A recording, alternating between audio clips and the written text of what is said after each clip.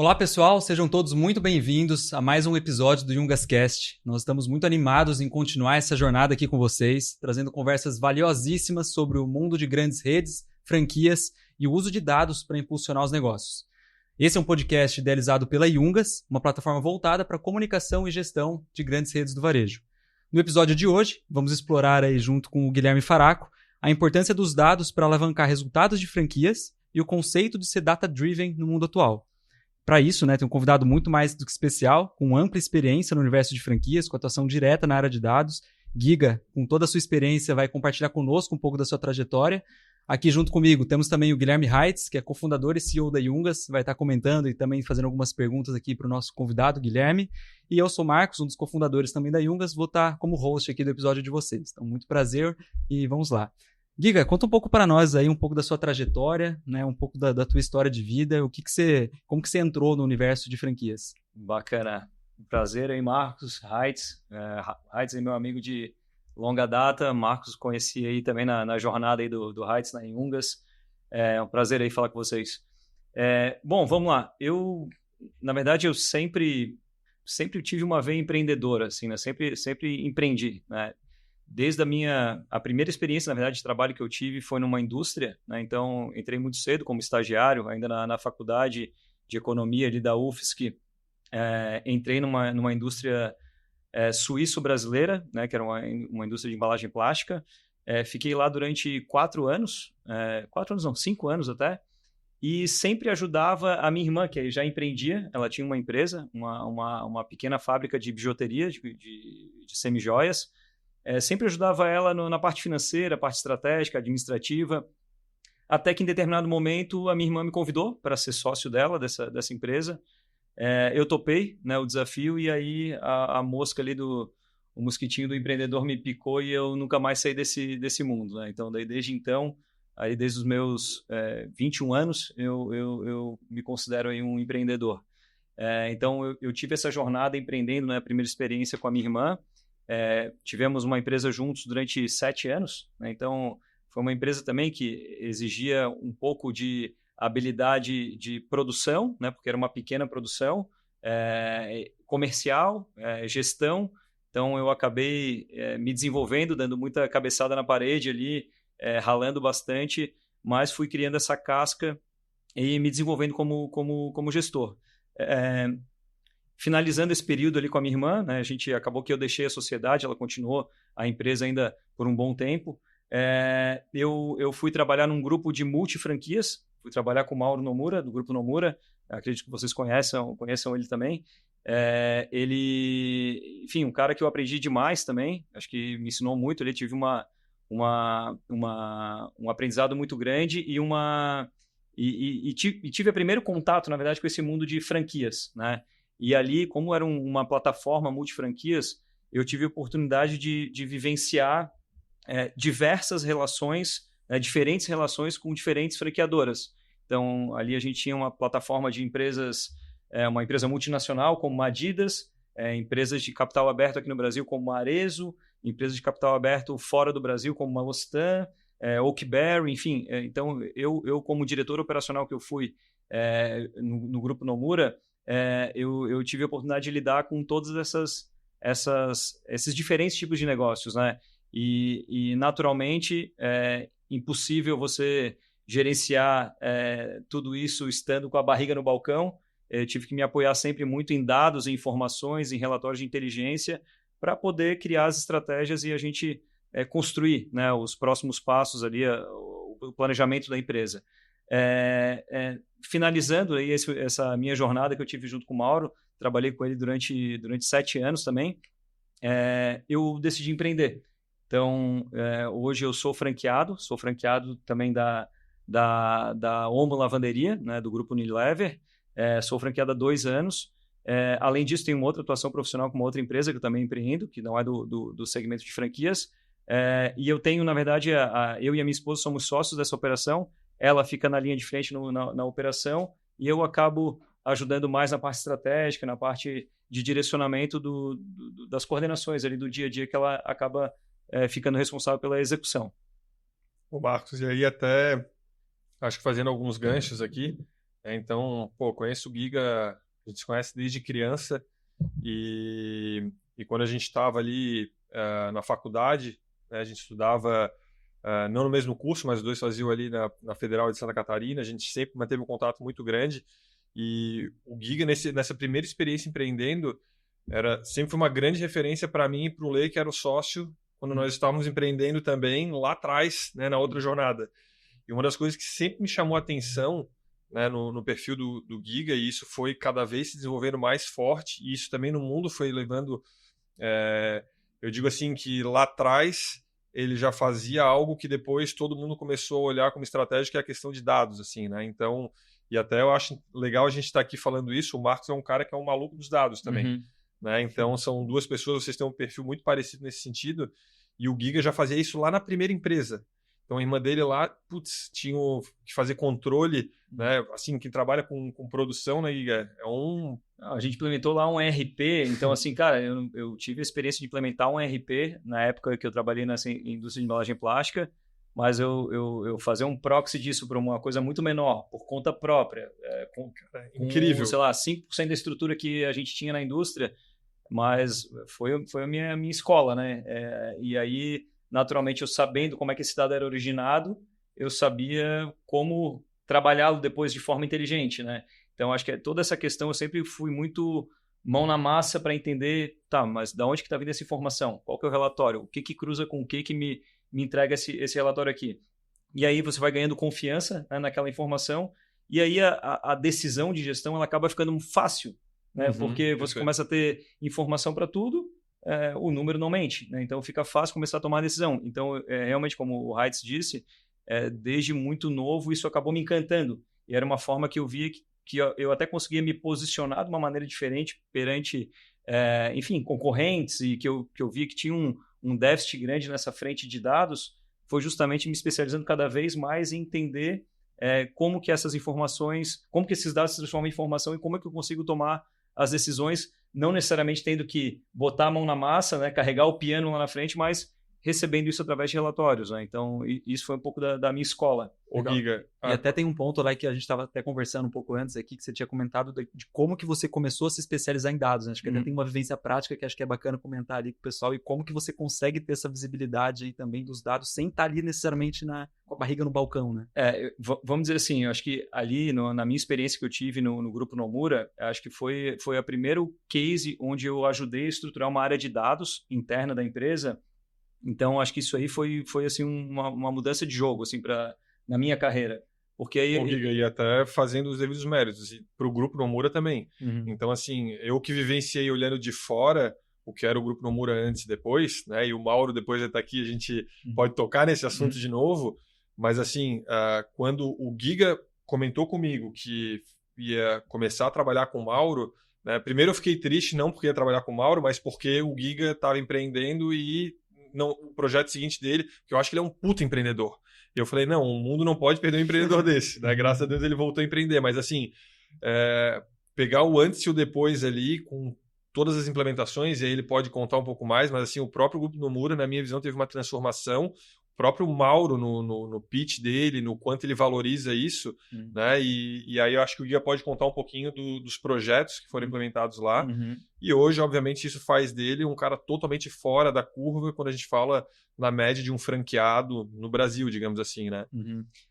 Eu acho que assim, os primeiros passos que a gente deu ali dentro do grupo foi justamente estruturar uma área de dados. E aí não é nenhuma área de inteligência, uma área de dados mesmo. Entender o que é um banco de dados, um data lake, como é que eu consolido diversos bancos de dados de diversos ERPs diferentes num único banco para poder fazer consultas mais inteligentes e cruzar essas informações.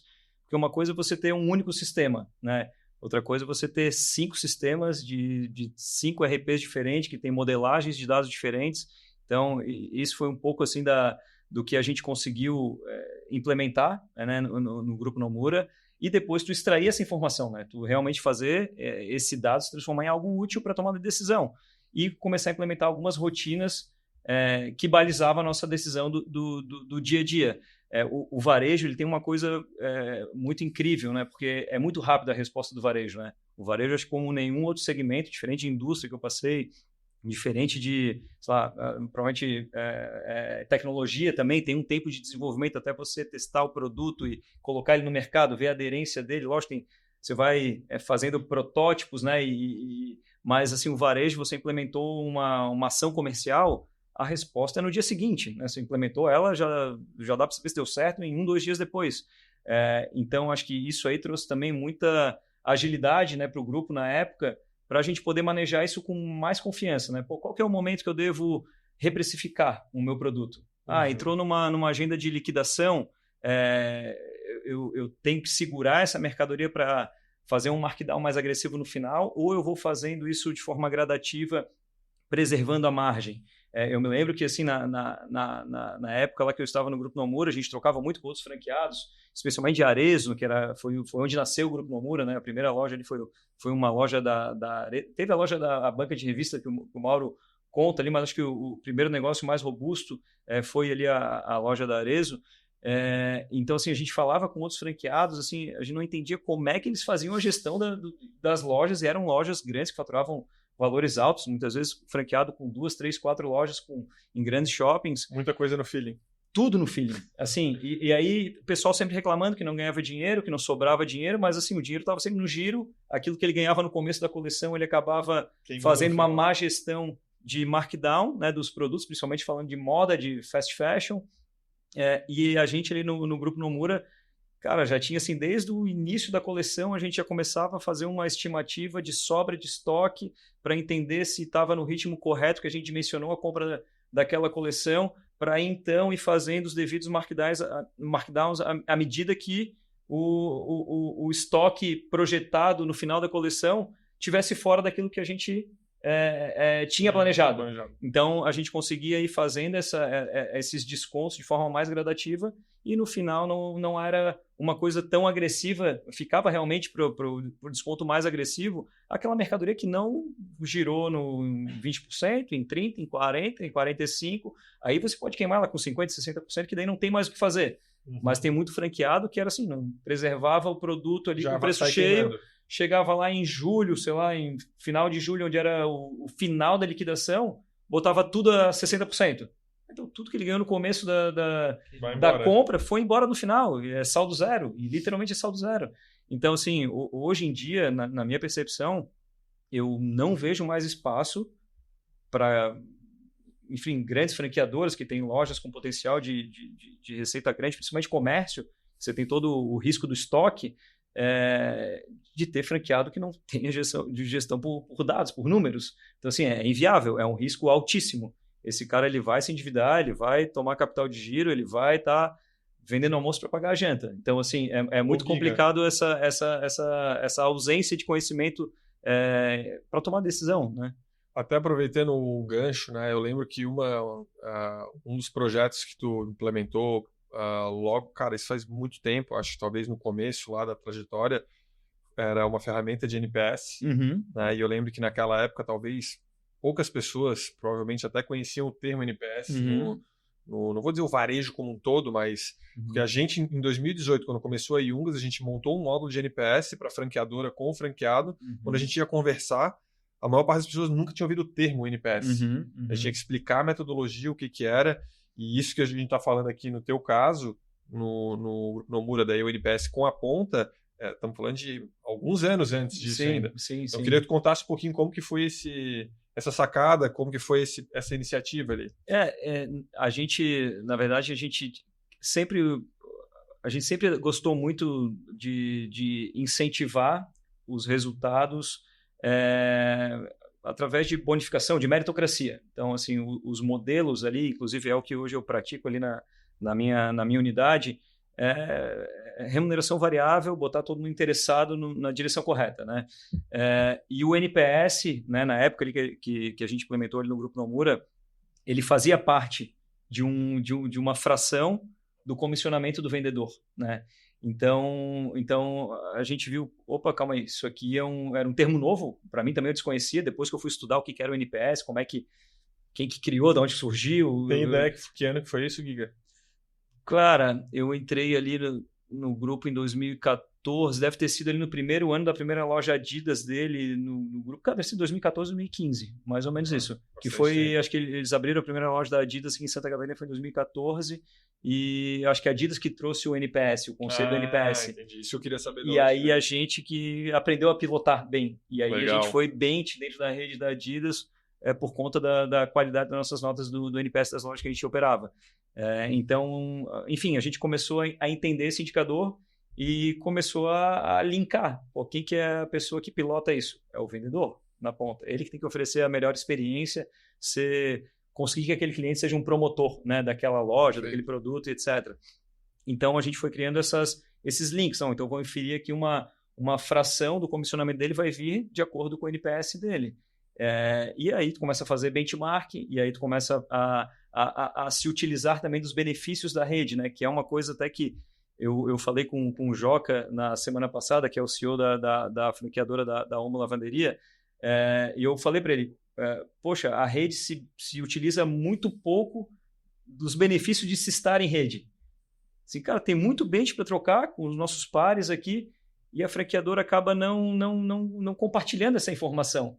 Então, poxa, eu quero saber como é que está o meu NPS comparado com o do meu colega empreendedor também franqueado. Eu quero saber o que ele está fazendo de diferente que eu posso fazer também para melhorar a minha operação. Compartilhamento de boas práticas, né? E eu vejo que a franqueadora ela acaba pecando muito nesse sentido. Tem algumas, logicamente, que promovem, tem encontros, tem ali as convenções e tudo mais, que eu acho que é um momento que todo mundo compartilha um pouco, né? Tem um direcionamento macro, mas tem tanta oportunidade de varejo, ele é tão do dia a dia, que você não pode centralizar isso, às vezes, um único evento no ano, e sendo que hoje, cara, tem sistema para tudo, né? A própria Yungas ali, vocês mesmos têm acesso a quantas redes, quantas informações que vocês têm dos franqueados que não poderiam, em algum modo, em alguma visibilidade, alguma dashboard, estar compartilhada ali com a rede, e a gente ter o franqueado com aquela incomodação, assim, o que aquele cara lá São Paulo está fazendo que o NPS dele é 10 vezes melhor que o meu?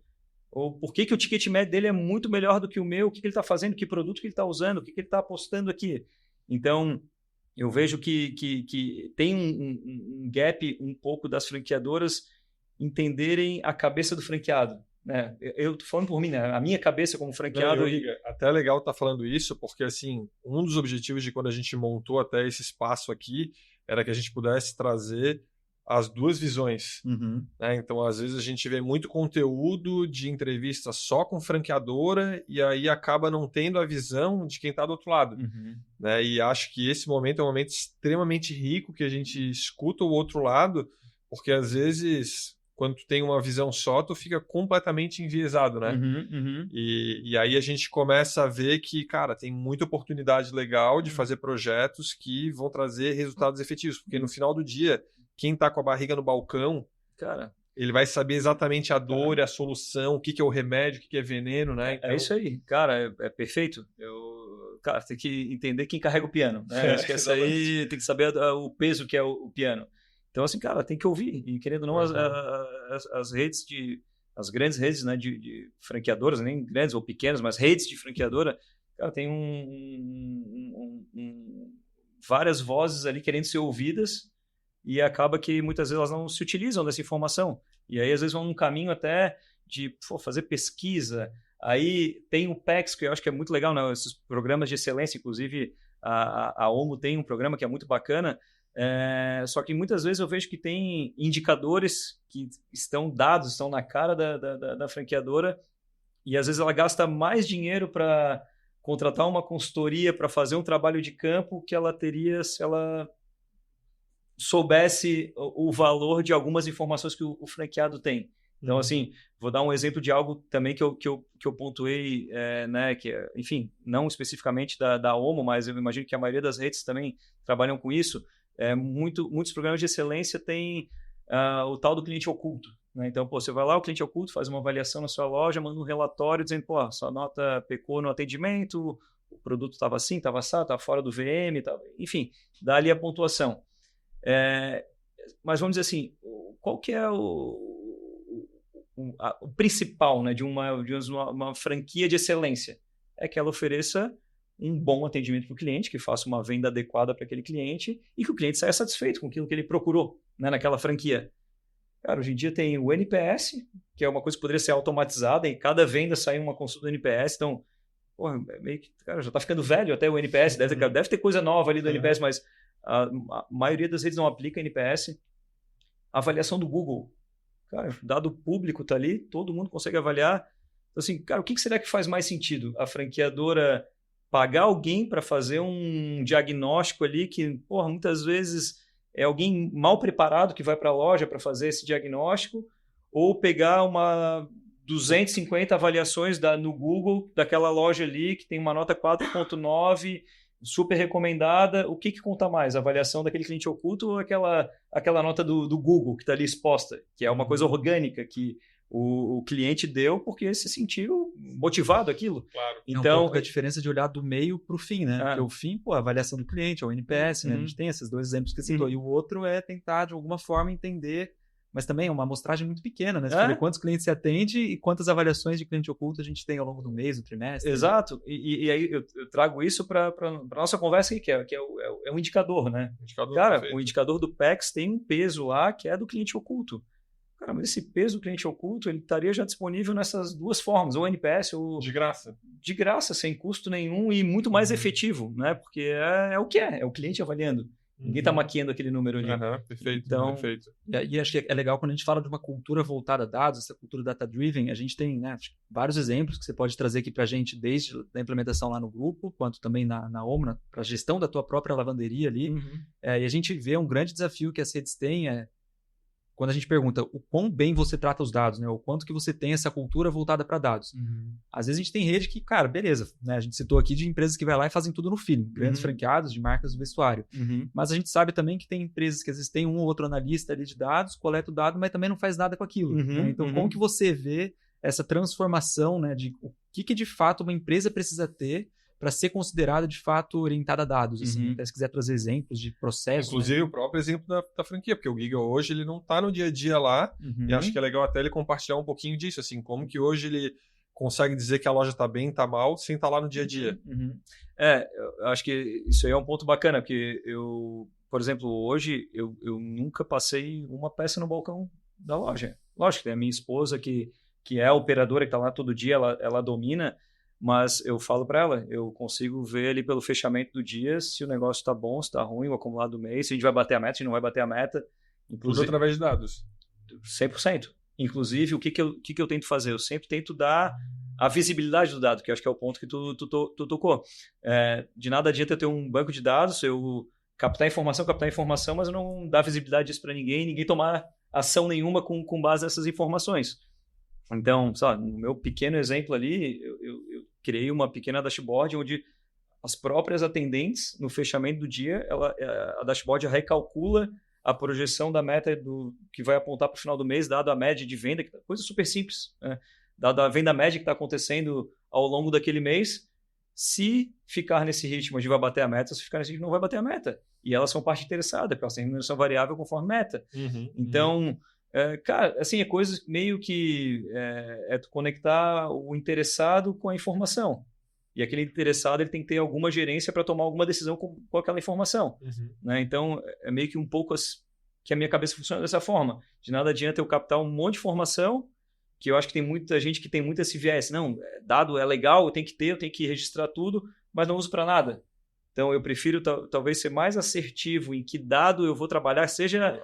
Faturamento, uma coisa super simples, todo mundo olha para faturamento da sua loja.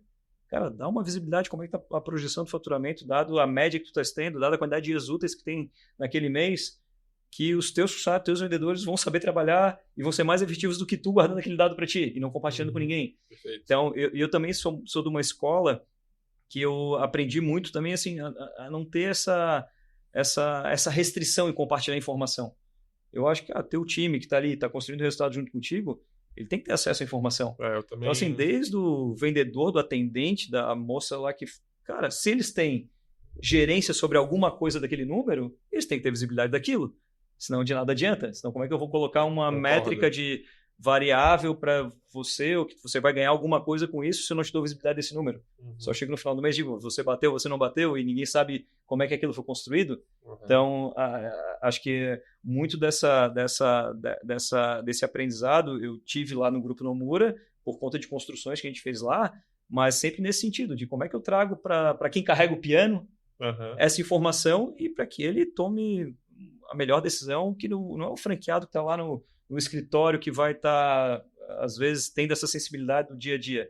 Mas o vendedor dele, sim. Mas o gerente dele, sim. A pessoa que opera ali a loja, sim. O Giga, e fazendo um gancho aqui, porque o Giga, ele tem a esposa que está na operação da franquia da Omo, e ele, no dia a dia, ele está num escritório XP que não é uma rede de franquia, mas, cara, operação muito parecida. Quando eu converso com eles, a gente já teve algumas conversas lá com o XP sobre os desafios que eles têm, e me parece algo bem semelhante, né?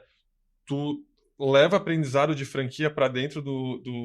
Total. Como que é a tua visão, assim? Porque, para mim, quando eu olho para uma XP, é uma grande rede de franquia, na verdade, né? Só que não usa esse termo. Exato. Cara, mas no limite, assim, logicamente, o contrato não é um contrato de franquia, mas o modelo operacional é muito semelhante. Muito semelhante. Tipo assim, você tem o gestor do escritório, você tem, enfim, a estrutura que ele tem, que é um escritório autônomo, digamos assim, ele é uma empresa apartada daquilo, mas ela opera em forma de rede, né? Então, acho que operar em rede, você pode fazer um proxy tanto do escritório da XP quanto de uma franquia da Adidas, né?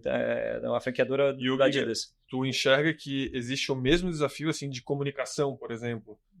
O cara tá lá, óbvio que em outras proporções, porque a empresa é muito maior, mas tipo assim, tem várias áreas lá dentro que precisa se comunicar com o escritório, e aquilo chega de uma forma, pode chegar organizada, desorganizada, estratégia centralizada. Como tu enxerga isso? Cara, é muito semelhante. As dores são as mesmas.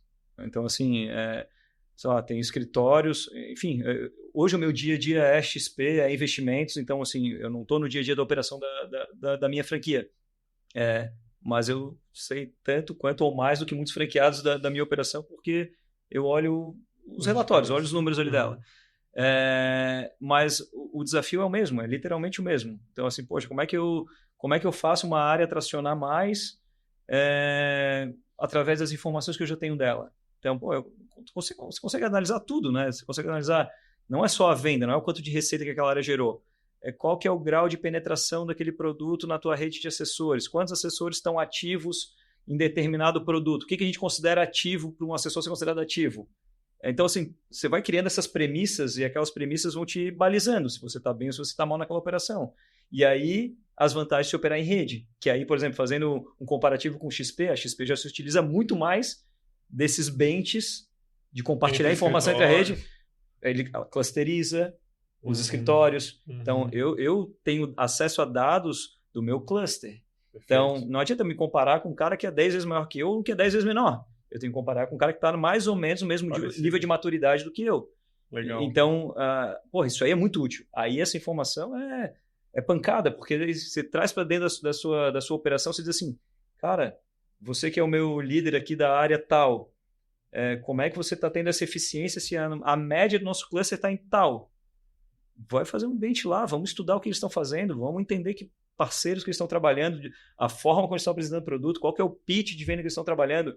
Então, assim, cara, então eu não preciso ser especialista naquele produto, mas eu só de olhar o nosso número, o histórico que a gente tem, a referência do cluster, a referência da rede como um todo, eu consigo saber se eu estou bem ou estou mal e se eu tenho que agir ou se eu não tenho que agir. Ô, Giga, até estou lembrando aqui que eu vi que tu postou recentemente que o escritório que o Giga faz parte ali, a JB3, eles ganharam...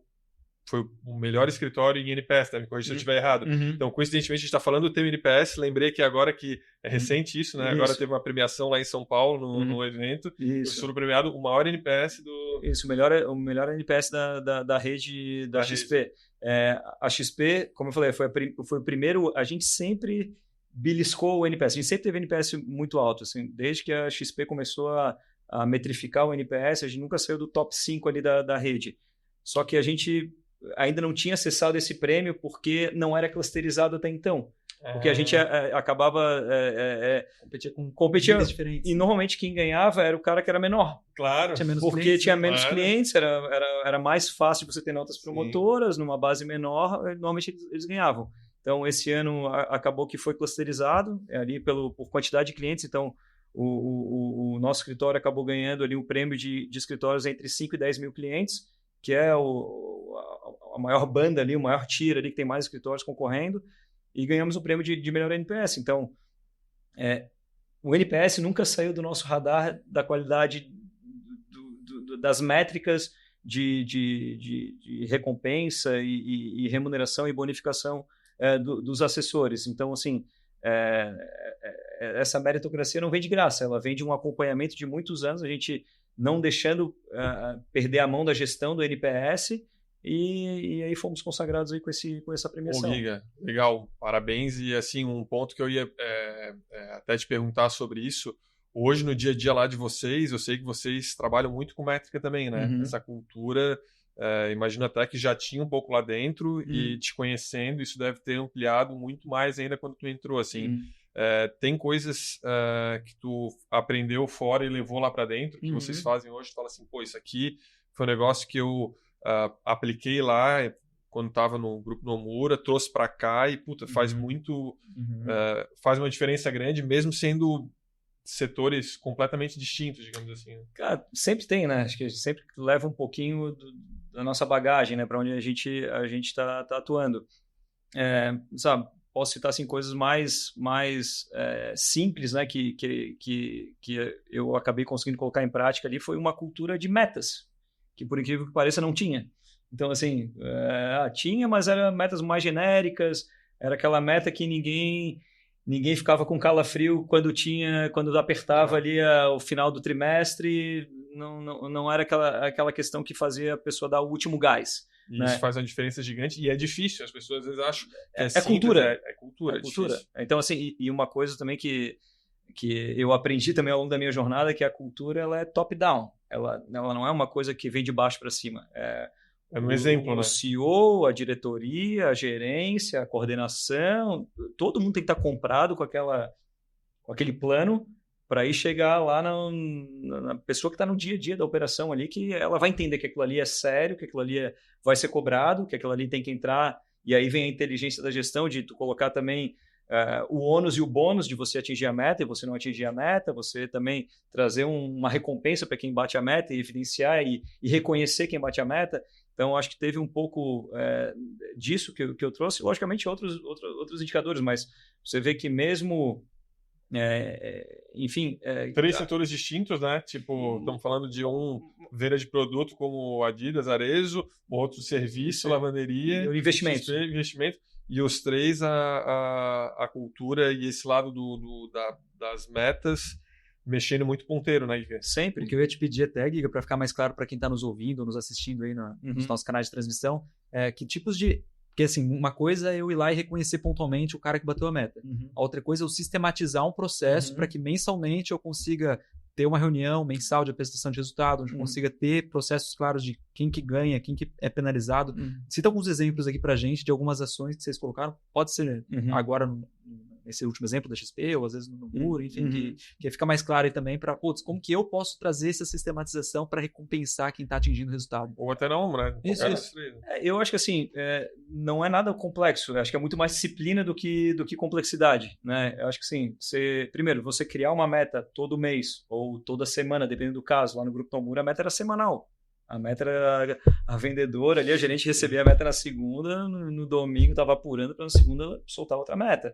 Então, dependendo do tipo de negócio, eu acho que comporta corridas mais curtas ou mais longas. E dependendo também do nível do colaborador que vai estar perseguindo aquela meta, né? Depende da curtíssima, curta, média, longa.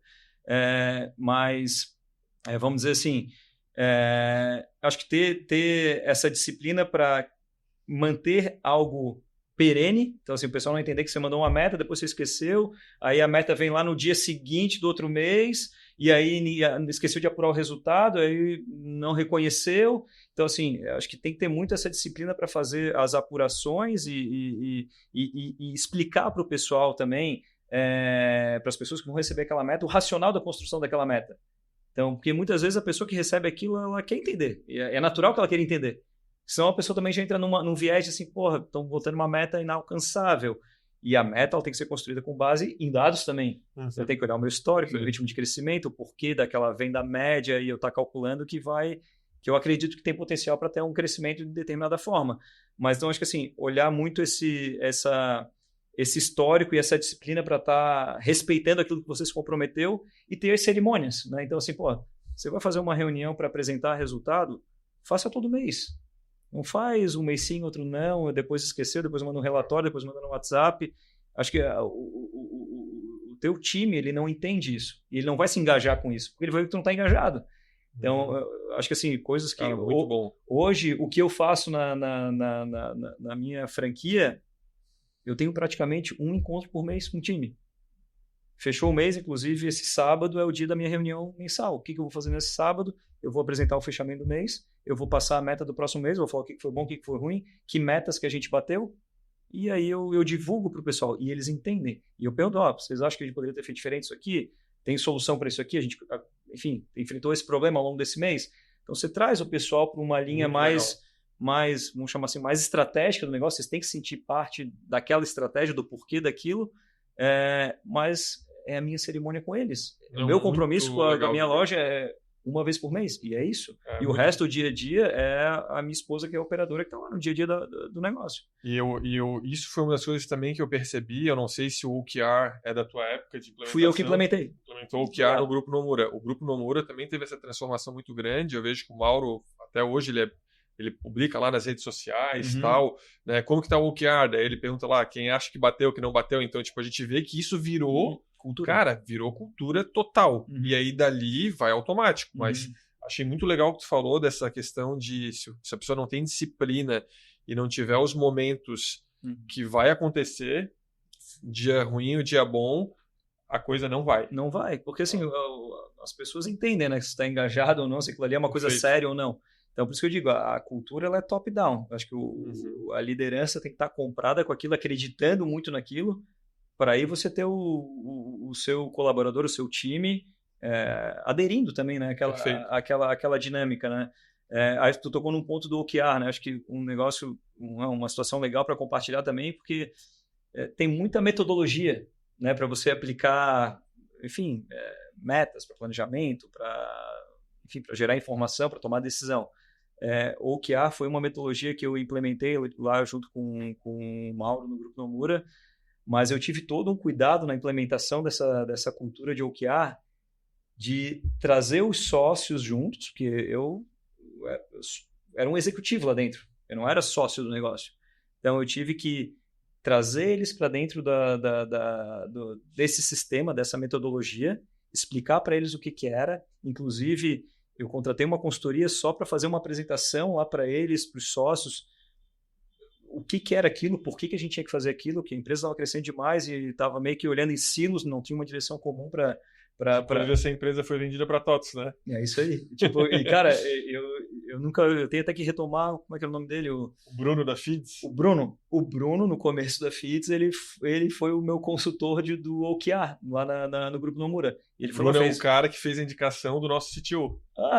Olha só a coincidência, cara. Conheci ele em Portugal, num evento de tecnologia, em Lisboa, e ele estava no Web Summit, ele tinha recém finalizado o processo seletivo dele, tinha um cara lá que ele queria muito ter trazido, e aí, por algum motivo, não deu certo, ele fez a indicação para mim, esse cara é o nosso CTO hoje, Fernando Guedin. Que legal, cara. Olha como o mundo cara... E o Bruno fez a consultoria, essa que o Giga tá falando para eles. KR lá, né? Cara, foi exatamente assim. E aí quando os sócios que entenderam o que era aquilo, cara, por que não precisa fazendo ter isso ainda, né? Por que não tá fazendo isso ainda? E aí foi top-down. Tanto é que nem tu deu o exemplo agora, cara. O Mauro fala até hoje sobre isso. As palestras dele tá lá, né? Tem um slide que fala. Tá no sangue. Então, tipo, isso é muito legal, porque e eu entendo quando o Giga fala que, assim, se ele tivesse tentado fazer pulando essa etapa não ia vingar. Eu ia remar contra a maré. Aí aquele sistema que é implementado e os sócios não usam. Aí, cara, quem é que vai usar se o cara não usa? O cara continua no WhatsApp lá em cima. Aí o pessoal de baixo não tem motivação nenhuma para usar, né? E eu ia conectar com outro assunto, que assim, o OKR é uma metodologia, mas dependendo do tipo de negócio, tem N metodologias de gestão que você pode aplicar, né? Sim, Então, perfeito. Hoje, por exemplo, eu uso bastante o Balance Scorecard, mas porque para a operação que eu gerencio Mais hoje da XP, assim. não, ela casa mais, porque eu consigo criar rankings, eu consigo scorizar tudo, eu consigo botar todo numa corrida. Então, assim, tem que ter um pouco da sensibilidade de entender quem são as peças que operam naquele negócio, O que entender encaixa melhor, o que encaixa melhor, aquilo que vai ser mais palatável para aquele público, e aí você implementa. Então, assim, eu não sou apegado, fã de nenhuma metodologia. Eu fui muito fã do OKR quando eu descobri, assim, cara, que coisa inovadora que tem. Li os livros todos lá, enfim... E não é fácil de implementar, né, Giga? Não é fácil, porque é o que tu falou. É porque é cultura. Botar na cultura. É porque é cultura. É na cultura. A gente, inclusive, fez no passado, né? Não conseguiu implementar redondo, depois tentou retomar, então, tipo assim, não é uma coisa... Pô, a gente é uma empresa de tecnologia que combina tudo com o que há. Mas justamente por isso, porque se a gente não tiver ali impregnado na cultura, não der o exemplo, não vai. É porque eu digo assim, a cultura é água mole em pedra dura, né? Cara, você vai batendo, vai ter resistência e você vai mostrando o valor daquilo, você vai mostrando que aquilo é sério, você vai mostrando resultados daquela cultura sendo implementada. Até que uma hora pega fogo. Até que uma hora começa a virar o patinho feio, aquele cara que não compra ideia. Aí você consegue identificar até aquele cara que está desaderente à cultura. E aí você vai, pô, às vezes desconectou, às vezes não é mais para estar ali com você. Porque você está querendo implementar uma coisa e ele está agindo contra. Legal. Pessoal, tá muito bom o papo, mas está chegando aqui nos minutos finais aí, o tempo voa que a gente não percebe. Passou voando. Queria agradecer demais, mas antes da gente fechar, talvez se vocês pensarem um pouquinho que quais são os principais pontos para quem está nos ouvindo, nos assistindo, que eles possam levar para aplicar na cultura, na empresa deles, né? Seja eles caso franqueados, como franqueadores, como matriz, né? Gestor de redes, ou até mesmo uma empresa que tem os desafios que a gente citou aqui. Né? Quais pontos que a gente pode colocar como boas práticas aí para eles levarem e implementarem a partir de agora, a partir de amanhã? Né?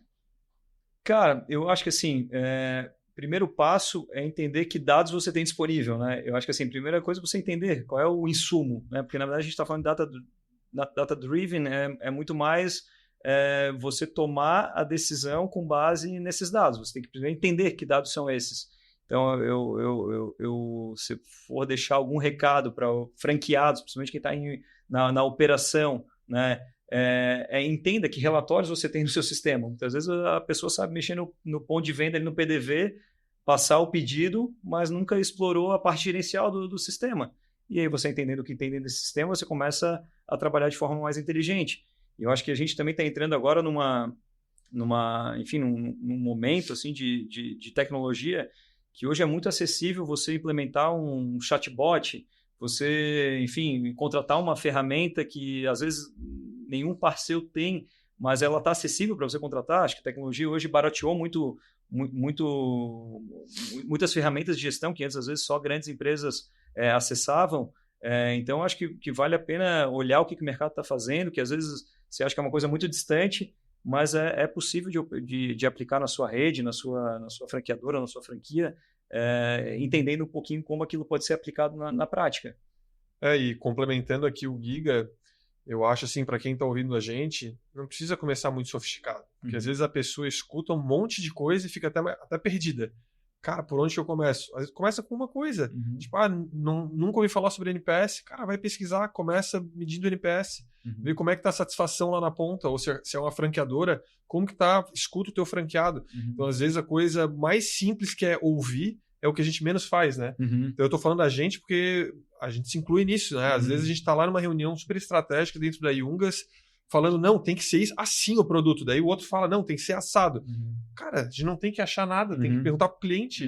Não é a gente que vai usar. Né? Então, se a franqueadora que vai usar, pergunta pra franqueadora. Se é o franqueado, pergunta pro franqueado se é assim ou se é assado. Então, eu vejo que, às vezes, uma coisa pequena que é fazer um NPS para ouvir, já é um ponto de partida. Né? Tanto pro franqueado quanto pra franqueadora. E acho que também sempre pensar em, assim, como é que eu aplico isso no meu dia a dia. De nada adianta você... sei lá, iniciar uma pesquisa de NPS você não tomar decisão nenhuma com aquilo ali. Tá ruim, mas beleza, como é que eu faço para melhorar? Que é um dos problemas de hoje, né? Tem muito dado e às vezes a pessoa não sabe nem como aplicar, né? Exato. A pessoa vê e não faz nada com aquilo. Às vezes você conectar, quem que é o maior interessado? Quem que pode me ajudar a mudar esse número aqui? É o vendedor? É o gerente? É o, sei lá, é o teu técnico? É a tua coordenadora de campo? Então, bota esse dado numa composição de meritocracia para ela. E aí ela sim vai ser a pilota daquele indicador. Perfeito. Então, acho que essa conexão de ter o dado e como colocar ele em prática para mudar o ponteiro, logicamente, incentivando, mostrando valor para o maior interessado naquela informação. Não, ótimo. Para mim, sensacional. Assim, a gente citou aqui desde como coletar os dados, como que a gente conecta o dado na meta, como que a gente processualiza e transforma isso de forma sistematizada, independente das 3 experiências aí que o Giga tem e compartilhou conosco. Acho que em todos eles a gente teve grandes exemplos, né, de como fazer isso de forma mensal ali com o time da lavanderia, de forma talvez trimestral, às vezes olhando para um escritório de investimento, de uma forma mensal ali na época do grupo, para bonificar o semanal, né? Você comentou ali com os vendedores. Isso. Então, é bem bacana ver a importância de não só coletar esses dados, mas conseguir traçar essas metas para implementar essa cultura. Não sei se alguém tem alguma palavra final. Não, eu acho que eu queria só trazer um último ponto que eu achei muito bacana, que o Giga trouxe no começo. Eu acho que isso é um recado que a gente sempre tenta passar para as franqueadoras, que é a questão de boas práticas. O Giga falou lá no início, né? E acho que ele trouxe muita experiência que ele está tendo tanto com o Omo e tal, nas outras marcas do Mauro também no passado, mas a gente vê que isso é um desafio muito grande para as franqueadoras. Elas muitas vezes não conseguem ensinar os seus franqueados que têm práticas que não estão tão boas a replicar coisas que estão funcionando em outros. Acho que isso é um ensinamento tão simples e que é tão pouco aplicado. Para franqueador é barato, né? Conectar um franqueado no outro. Muito barato. E ela tem já, por exemplo, o cara que usa Yungas, ele pode mandar um comunicado com as práticas boas do mês, ou um informe geral. Tipo, é muito fácil, mesmo que não tenha, que mande no WhatsApp, mas é um negócio que é a prática, né? De ter essa dinâmica. E eu vejo assim que o conhecimento ele está dentro da rede. E muitas vezes acontece a rádio corredor. Então, essa informação está trocando paralelamente à franqueadora. Por que a franqueadora não traz para a gerência dela essa informação? Perfeito. Poxa, abre o canal para capturar essas informações e gerencie da forma adequada. Perfeito. E aí você até elimina aquele negócio, eu tenho que falar com o meu colega para resolver um problema que a franqueadora não resolve. Mas se a franqueadora simplesmente assumisse a gerência dessa informação e compartilhasse da maneira correta, ela que está promovendo isso, e não Perfeito. o franqueado, a rede dela internamente em caminhos paralelos, entendeu? Então, acho que essa questão de se utilizar desse benefício de rede, eu acho que, cara, total sentido. Tem ferramenta para isso, a Yungas é uma delas, né? E eu acho que vale a pena evidenciar isso, porque é uma dor grande e muitas vezes a solução está dentro de casa. Legal. Giga, Heights, muitíssimo obrigado pela participação no episódio de hoje. Para quem está nos ouvindo aí, muito obrigado aí por acompanhar até o final. E ficamos por aqui. Muito obrigado aí pela participação e nos vemos em breve nos próximos episódios. Um abraço.